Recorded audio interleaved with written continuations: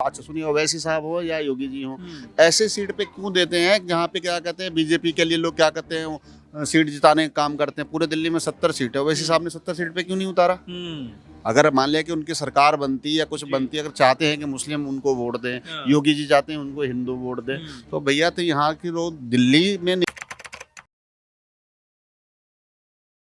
नमस्कार, आप देखें नेक्स्ट न्यूज़। इस समय हम लोग दिल्ली के तमाम क्षेत्रों में जा रहे हैं, लोगों से बात कर रहे हैं कि आखिर लोगों के दिलों में क्या है। इसी मद्देनज़र हमारे साथ एक शख्स जुड़े हैं, हम उनका नाम जानना चाहेंगे। पहली बात, नाम क्या है सर आपका? मेरा नाम मिन्नतुल्लाह खान है। मिन्नतुल्लाह खान जी, अगर मैं देखूं कि दिल्ली का चुनावी माहौल और मुस्लिमों के एंगल से अगर मैं देखना चाहूँ तो क्या लग रहा है इस बार मुस्लिम कहीं से कुछ बटा हुआ है? नहीं, मुस्लिम तो कहीं नहीं बट रहे हैं। जो अच्छा। आम आदमी पार्टी के साथ में जुड़े हुए थे पहले क्या कहते हैं काउंसलर के चुनाव में भी और पिछले विधानसभा चुनाव में और इस बार भी जुड़े हुए हैं, कहीं ऐसा नहीं बट कुछ रहे नहीं हैं। लग रहा है। नहीं, बिल्कुल नहीं, ऑप्शन नहीं है ना। कांग्रेस आ नहीं रही है। बीजेपी को अगर वो वोट भी दे हम लोग देते तो वो कहते ही नहीं कि हमें वोट देते हैं, तो हमें बीजेपी को सपोर्ट करने का कोई फायदा ही नहीं अच्छा, है। कल तो ओवैसी जी भी मैदान में उतर गए, कह रहे हैं कि भाई मुस्लिमों को कह सकते हैं कि एक हो जाना चाहिए और एआईएम को जिताना चाहिए, क्योंकि केजरीवाल जी ने कुछ किया ही नहीं यहाँ पे। चाहे ओवैसी साहब हो चाहे योगी साहब हो, दोनों में कोई फर्क नहीं है। ये दोनों अच्छा। क्या कहते हैं धर्म की और बांटने और काटने की राजनीति करते हैं।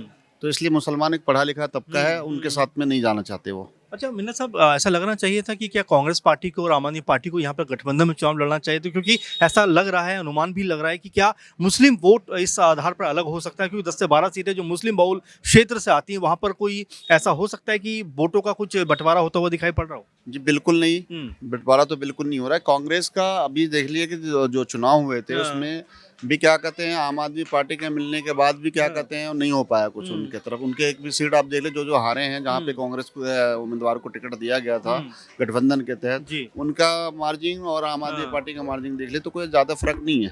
ये दोनों का एक जैसे लगता है, एक जैसा ही लगता है, उसमें तो कोई वो नहीं। अच्छा, और दूसरी बात, चुनाव क्या कहते हैं लोकसभा, विधानसभा ऐसा और निगम का, तीनों में फर्क है। तीनों में फर्क है जी बिल्कुल। और विधानसभा चुनाव में आपको लगता है अरविंद केजरीवाल बिल्कुल 100% श्योर है। आपके मीडिया के लोग भी बता रहे हैं और वैसे तो आप जमीन में लोग से पूछताछ कीजिए कि खुद कह रहे हैं कि केजरीवाल जी ने काम किया है, हम उसके साथ में हैं। ये बीजेपी कह रही है इस बार बड़ा बदलाव होने जा रहा है कि बीजेपी सत्ता में आ रही है यहाँ पे। नहीं, बदलाव तो करते ही रहते हैं, बदलाव तो कर ही रहे हैं ना। बगल में इनका क्या कहते हैं अभी यूपीए इनके राज्य में क्या कहते हैं सरकार है। अब वहाँ की बिजली का रेट देख लो और यहाँ देख लो, यहाँ फ्री है 200 यूनिट, वहाँ 200 यूनिट का 2700 रुपये है। ये बदलाव तो करा ना उन्होंने।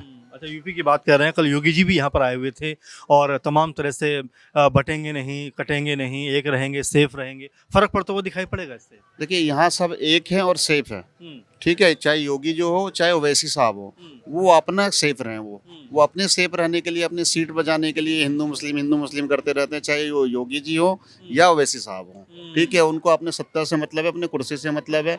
अगर मान लिया कभी चुनाव में आ रहे हैं जो मतलब कोई भी हो, किसी कास्ट का हो, किसी भी धर्म का हो, जो क्या कहते हैं उसमें वो टिकट दे रहे हैं, उनसे पहले उनका हालचाल भी नहीं पूछा होगा उन्होंने, चाहे ओवैसी साहब हो चाहे योगी जी हो। अच्छा, ओवैसी साहब के बारे में बात कर रहे हैं, उनके दोनों प्रत्याशी अगर मैं देखूं, ओखला से हैं और एक मुस्तफाबाद से हैं, और दोनों ही जिस तरह से उनके ऊपर आरोप लगे हुए हैं, अगर सजा हो जाती है तो फिर उपचुनाव होंगे, तो क्या यहाँ पर उनको वोट देना सही रहेगा लोगों को? अगर मैं उस माध्यम से आपसे जानना चाहूँ तो देखिए, चाहे एज ए मुस्लिम या क्या कहते हैं नॉन मुस्लिम कोई भी है, किसी को अगर सताया जाता है तो उसके साथ में सिंपैथी होती है लोगों की।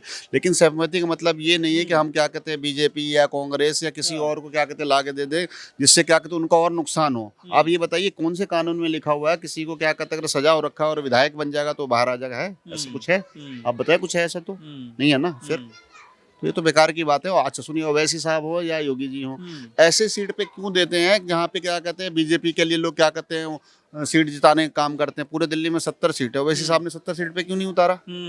अगर मान लिया कि उनकी सरकार बनती या कुछ बनती, अगर चाहते हैं कि मुस्लिम उनको वोट दें, योगी जी चाहते हैं उनको हिंदू वोट दें, तो भैया तो यहाँ की लोग दिल्ली में नहीं चलेगा ये सब चीज़। ये यूपी में चलेगा, बिहार में ये सब चीज चल सकता।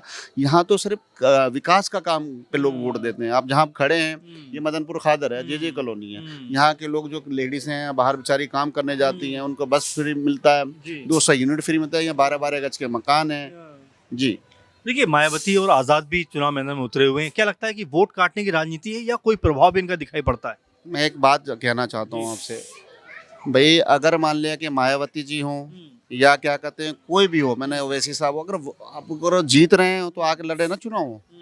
क्यों नहीं आती पर्चा? सिर्फ दे दिया है कि 2000 वोट काट लो, 1000 काट लो, ऐसे ऐसे आदमी को टिकट दे रहे हो जानबूझ के कि कोई ओवैसी के लिए काम कर रहा है, कोई क्या कहते हैं उनके लिए काम कर रहा है, तो गलत है ना।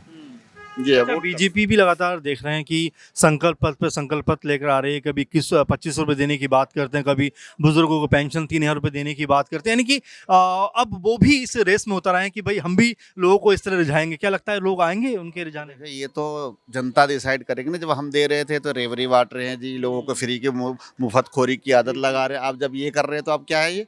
मतलब कहीं ना कहीं ये हमारे राजनीतिक पटल पे आ रहे हैं ना कि हम काम कर रहे हैं, तो अब इनको भी तो सबक में काम करना पड़ेगा।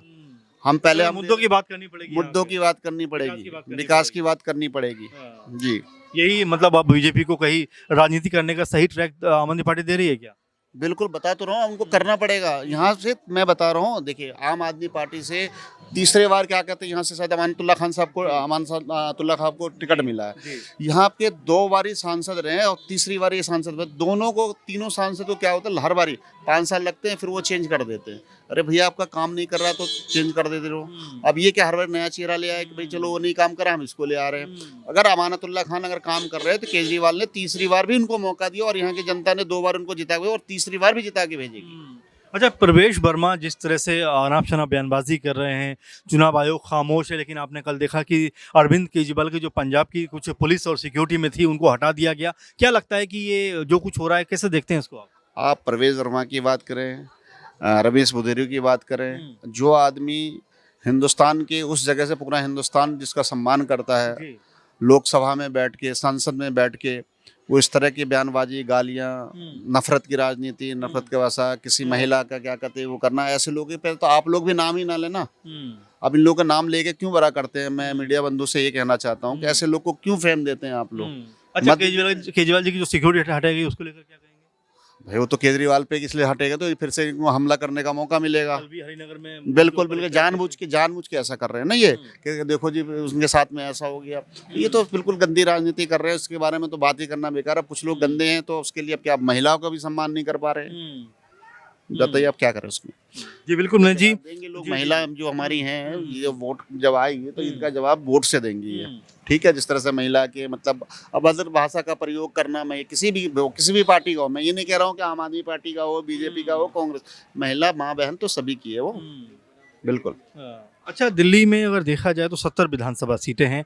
आम आदमी पार्टी को अगर मैं आपसे जानना चाहूँ, कितनी सीटें यहाँ पर मिलती हुई नजर आ रही हैं, और सत्ता में क्या पूर्ण रूप से आ रहे हैं या कहीं कोई आपको लगता है कि गुणा भाग हो सकता है यहाँ पर? 65 प्लस आएंगे दिल्ली में, 65 प्लस।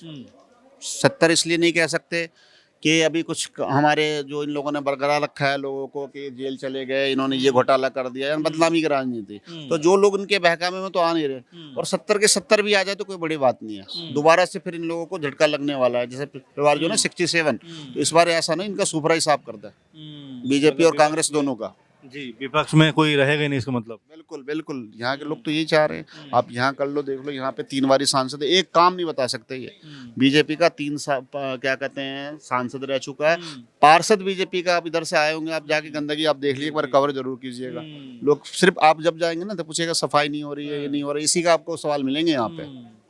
ठीक, आपके कहने मतलब ये है कि आम आदमी पार्टी कंफर्टेबली वापसी करे सत्ता में? बिल्कुल 100% सत्ता में तो बिल्कुल, और जनता लाएगी साहब। हम कौन होते हैं, आप कौन होते हैं? जनता के काम, और उस काम लाएगी ये। अच्छा, 10 साल का जो कार्यकाल रहा अरविंद केजरीवाल जी का, संतुष्ट लोग तो हैं, क्या अभी भी कुछ ऐसा लगता है कि इन के अलावा भी कुछ और काम होने चाहिए थे या कुछ रह गए? जी बिल्कुल, मैं कह रहा हूँ कुछ रह गए। और रह क्यों गए उसका भी एक रीज़न है। हमारे मुख्यमंत्री को इन्होंने जेल में डाला, अनाप शनाप केस लगा के। हमारे विधायक को जेल में डाला अनाप शनाप लेके, हमारे शिक्षा मंत्री को जेल में डाला, हमारे स्वास्थ्य मंत्री, क्योंकि देखिए दिल्ली में क्या शिक्षा पे काम हो रहा था, तो शिक्षा को काम के रोकने के लिए इन्होंने क्या शिक्षा मंत्री को अंदर कर दिया।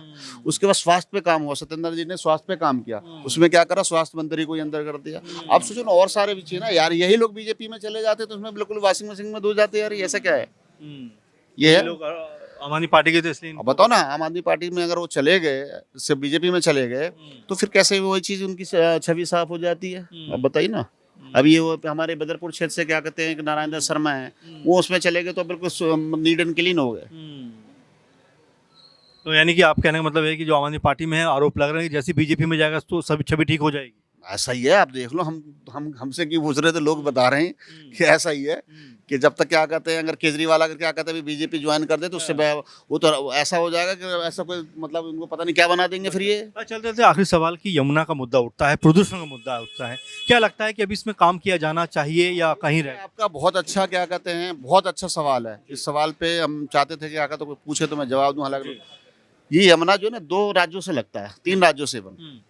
3 राज्य कौन है साहब? एक तो बगल में आप चले जाओ तो यूपी, जी ठीक है जी, ये बगल में ही यूपी है।